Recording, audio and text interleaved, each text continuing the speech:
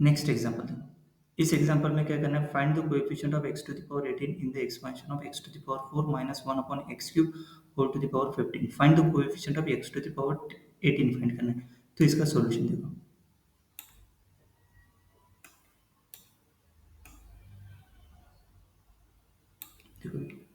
To find the coefficient of x to the power 18 in the expansion of x to the power 4 minus 1 upon x cube whole to the power 15, we use the binomial theorem. The general term in the expansion of a plus b whole to the power n is given by tk plus 1 equal to nk a to the power n minus k b to the power k. सही है, this is general term. अभी इसको इसके साथ compare करो।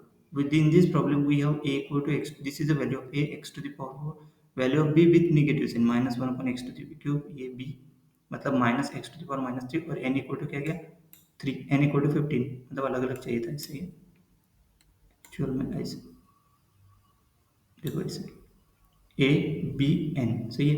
अभी ये substitute करेंगे, किसमें सब्सटीट्यूट करेंगे, substitute these values into the general term formula, इसमें so T K plus 1 15 K X to the power 4 A की वैल्यू minus X to the power minus 3, सही, 15 माइनस की और 50। अभी बेस सेम करो, तो let simplify the expression for T K plus 1।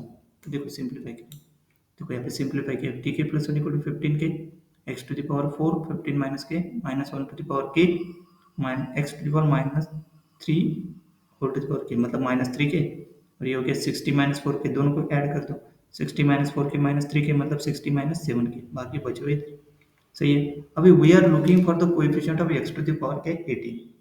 इस क्वेश्चन में ने क्या फाइंड करने के बोला, coefficient of x to the power 18 find करना है।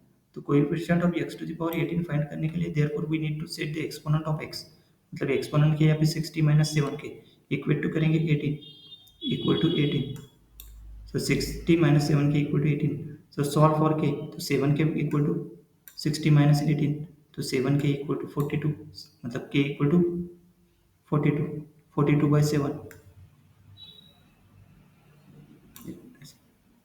k 7 k equal to 42, so k equal to क्या गया 6, k equal to 6, यहाँ नेक्स्ट लाइन में आना चाहिए, ये next line 60 minus 18 42, k equal to 47 by 42 by 7, k equal to 6। अभी ये k equal to 6 पुट करेंगे जनरल, है ना। So k equal to 6 is the non negative integer and k varying from 0 to 15, so this is the value. ये 0 to 15 मतलब नहीं कि ये n equal to 15 लेस और इक्वल टू 15 चाहिए मुझे, तो ये k भी क्या लेस और equal to 15, so this is the value क्योंकि k equal to 6 है। So to find the coefficient, substitute k equal to 6 back into the coefficient part of the general term, सही है। coefficient part of the general term मतलब ये वाला जो term है, ये इतना जो टर्म है ना, इसमें पुट करो coefficient part of the general term. देखो यहाँ पे पुट कर दिया, k इक्वल टू 6 पुट करते, देखो 15 6 k equal to 6 minus 1 to the power 6, coefficient क्या आ गया यहाँ पे, कोएफिशिएंट आ गया माइनस 1 टू द पावर 6 1, 15 6, तो 15 6 को सॉल्व करो, 15 6 मतलब 15 फैक्टोरियल 6 फैक्टोरियल 15 माइनस 6 फैक्टोरियल मतलब 15 फैक्टोरियल 6 फैक्टोरियल 9 फैक्टोरियल। सॉल्व करेंगे तो इसका क्या है 15 into 14 into 13 into 12 into 11 into 9 10 into 19 9 factorial, then 6 into 5 into 4 into 3 into 2 into 1 मतलब 6 फैक्टोरियल, देन 9 फैक्टोरियल वैसे को वैसे यहाँ से कैंसिल। तो इसको सिंप्लीफाई करने के बाद क्या था, देखो सिंप्लीफाई दिस एक्सप्रेशन, डिनोमिनेटर को सिंप्लीफाई किया पहले, 720 डिवाइड बाय 15 विथ 5 इंटू 3, तो कितना आ गया 15 अपॉन 5 इंटू 3 1 and 12 6 इंटू 2, सही इन द डिनोमिनेटर, है ना। 15 को लिखा 5 इंटू 3, दिस इज 7 इंटू 2, 13 को वैसे के वैसे लिखा, and the remaining term in the denominator of 4 into 1 that is 4, तो 15 से 6 क्या 14 इंटू 13 इंटू 11 इंटू 10 अपॉन 4, बाकी पूरे कैंसिल हो जाएंगे।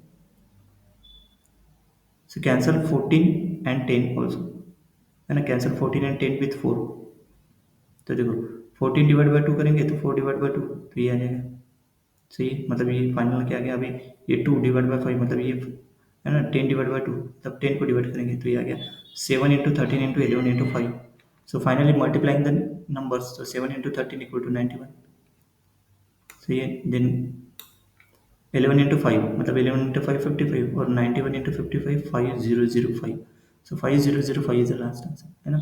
मतलब इसका कोएफिशिएंट हो गया, इसका coefficient x to the power 18 का coefficient, x to the power 18 का कोएफिशिएंट क्या गया, coefficient of x to the power 18 equal to 5005.